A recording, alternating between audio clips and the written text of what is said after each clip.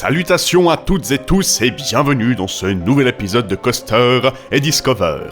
Avant d'entamer le sujet d'aujourd'hui, je souhaitais m'évader un peu avec vous. Le corps humain est une machine incroyable. Il est capable de s'auto-réguler, soigner certaines de ses maladies et bien entendu créer la vie. Mais son âme, quant à elle, est tout aussi fantastique grâce à sa palette d'émotions qu'elle peut quotidiennement nous faire vivre. La peur, la joie, le dégoût, la colère, en somme, le frisson.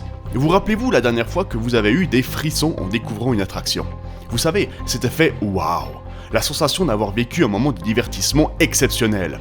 Moi je m'en souviens, c'était en 2017 en sortant du Dark Ride Droomfloort du parc Efteling, et celui d'avant, Harry Potter and the Forbidden Journey d'Island of Adventure en 2014. Donc autant vous dire que ça n'arrive pas souvent. Ceci dit, découvrons ensemble Dark Ride qui m'a déclenché une mi-molle en cette fin d'année 2019, Symbolica.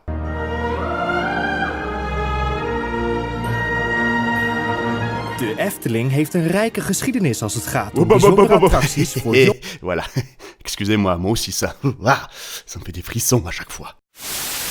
La joie d'avoir pu tester cette merveille est d'autant plus grande puisque nous avions déjà visité ce parc en hiver 2017, quelques semaines à peine avant son inauguration. Nous nous étions donc promis d'y retourner afin de tester ce qui semblait être une attraction extrêmement prometteuse. Prometteuse déjà car ses décors extérieurs sont évidemment magnifiques, mais surtout car les dark rides de qualité semblent être une des nombreuses spécialités d'Efteling. En effet, il serait tout bonnement inimaginable de passer une journée au parc sans visiter les excellents Fata Morgana, Aventure inspirée des Mille et une nuits, et Droomfloort, un Red Light District enchanté, deux attractions d'une qualité hors norme malgré leur âge très avancé. Vous comprendrez donc mon excitation à l'idée qu'Efteling remette le couvert, et cette fois-ci avec des technologies récentes. Pour ceux qui me suivent sur Facebook, vous aurez noté que je me suis un peu emporté lors de mon post concernant Symbolica. Si ma volonté était, je vous l'accorde, un peu putaclic quant à sa forme, sur le fond je reste plutôt en adéquation avec mes propos, et je vais essayer dans cet épisode de vous expliquer pourquoi.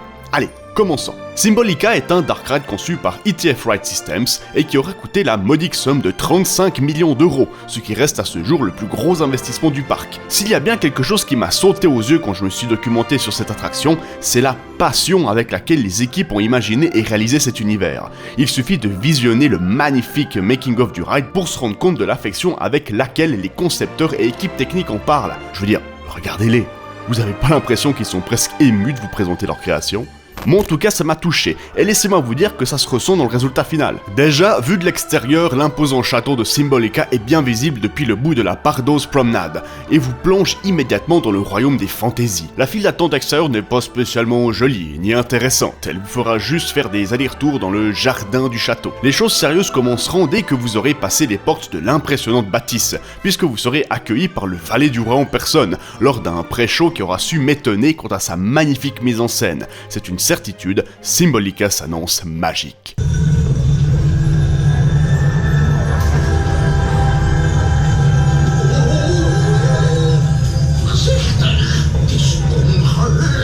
D'ailleurs, je suis encore étonné de la fluidité des animatronics, en particulier celui de Pardo's, la mascotte du parc. Très impressionnant quand on s'attarde sur la qualité générale des animatronics d'Efteling.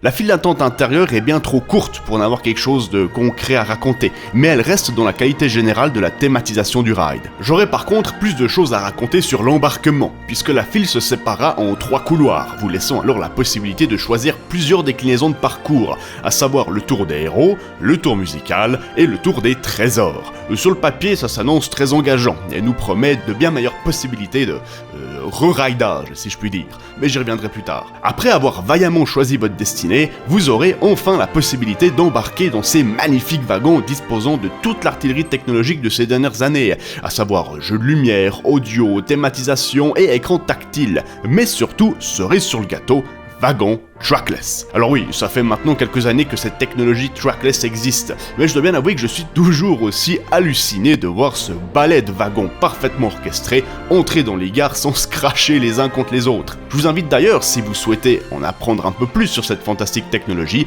à visionner mon coaster folder sur Skull Island, que je vous mets en fiche, juste là. Voilà. Alors, qu'en est-il du ride ? On distingue effectivement la patte d'Efteling en plusieurs lieux, en commençant bien entendu par l'enchantement perpétuel que les différents tableaux vont vous inspirer. On retrouve dans Symbolica tout ce qui fait un bon dark ride, et pour cela je vais à nouveau m'auto-citer en vous conseillant d'aller écouter mon podcast sur E.T. Adventure, attraction qui reste encore aujourd'hui une référence en la matière. Vous y découvrirez ma conception du dark ride correctement réalisée, et vous le sentez venir, Symbolica fait un quasi sans faute. Aucun morceau de mur ou de plafond n'échappe à la tempête artistique hollandaise, et si la perfection n'existe pas, Symbolica s'y rapproche dangereusement, en proposant des scènes d'anthologie qui pour moi sont, déjà cultes. À l'image de l'Observatoire par exemple, j'ai été littéralement subjugué par la prestance et la majestuosité du magicien, appuyé par une mise en scène imposante et une musique grandiose. Je n'espère pas me tromper en affirmant qu'il y a un réel travail du subliminal de la part des équipes créatives. J'ai véritablement ressenti la volonté, au travers de cette mise en scène, d'utiliser le symbolisme afin de jouer avec l'inconscient du public. C'est une sensation que je n'avais plus vraiment retrouvée depuis les premiers Dark Ride de chez Disney datant des années 50. Et c'est clairement bienvenu. Comment également ne pas mentionner le jardin botanique, décor démesuré, tant sur sa direction artistique que sur son contenu. Le travail de la lumière est sublime et l'incrustation des décors parfaitement réalisée. Efteling donne littéralement une leçon technique à l'ensemble de la concurrence internationale. Je ne suis pas quelqu'un de très expressif, mais pour le coup je me suis surpris la bouche grande ouverte de surprise devant l'arrivée de l'imposant animatronique de la baleine, et le tout dans une fluidité irréelle. Quelle maîtrise, quelle noblesse, quelle sensibilité. C'est une attraction à l'ancienne, je dirais même classique, décor et effets physiques, animatronics et contemplation, le tout relevé de la technologie nécessaire à rendre cette aventure contemporaine et surprenante. D'ailleurs, vous voulez savoir à quoi on reconnaît un bon ride ?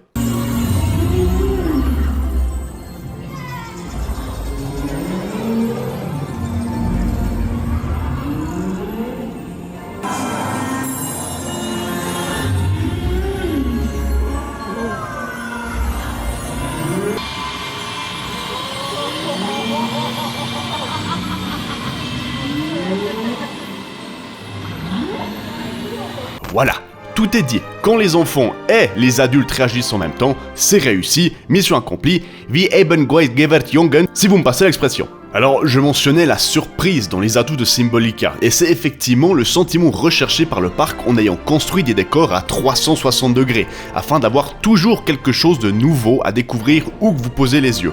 C'est également dans cette idée que les 3 choix de circuits ont été intégrés à l'expérience, et malheureusement, ça sera pour moi le premier point noir de Symbolica, puisque ces différentes directions n'impacteront que très peu votre aventure. En effet, la seule subtilité que vous accordera votre choix sera de stagner quelques secondes devant 3 scènes différentes contenant une petite animation en relation avec le thème du parcours. C'est d'ailleurs à ce moment, entre autres, que vous allez pouvoir utiliser les écrans tactiles du wagon pour résoudre une sorte de mini-jeu, vous permettant alors de débloquer... de désactiver...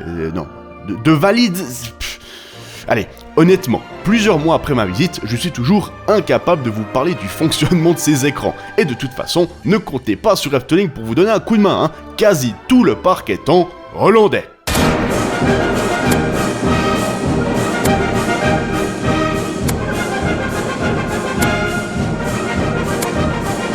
C'est facile, aujourd'hui encore je ne sais pas à quoi servent ces écrans. Donc à vous de voir, c'est peut-être moi qui suis juste un peu gogol, mais bon, passons. Finalement, et selon moi, il manque une scène à Symbolica. L'attraction n'est pas courte en soi, mais j'aurais clairement préféré qu'ils oublient cette fausse bonne idée de parcours additionnel et qu'ils misent plutôt sur un tableau supplémentaire. Car si on enlève les 2 arrêts mini-jeux, on va les appeler comme ça, on se retrouve avec 4 scènes principales et une scène de transition, donnant alors à ces parcours bonus une malencontreuse sensation de remplissage.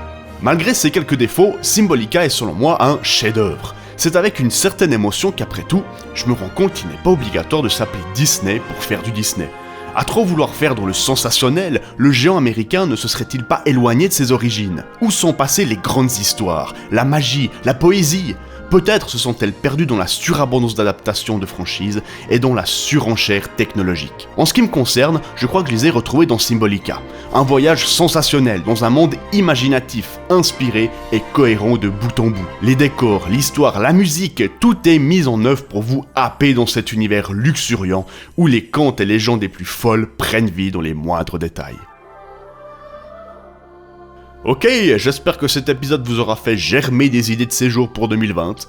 À mes yeux, Efteling a clairement mérité son sacre de 3ème parc européen, et je suivrai avec plus d'intérêt que jamais ses créations. Un coaster folder devrait arriver d'ici l'année prochaine. Vous serez surpris d'apprendre que les contes et légendes ne s'arrêtent pas aux portes des attractions, puisque le parc lui-même possède son lot de belles histoires. Et oui, c'est ce qui arrive quand on est l'un des plus vieux parcs d'attractions d'Europe. Voilà, je vous rappelle que vous pouvez me suivre sur mes différents réseaux sociaux, vous y trouverez du contenu exclusif et beaucoup d'informations concernant les futures créations de la chaîne. J'espère que cette petite review vous aura plu.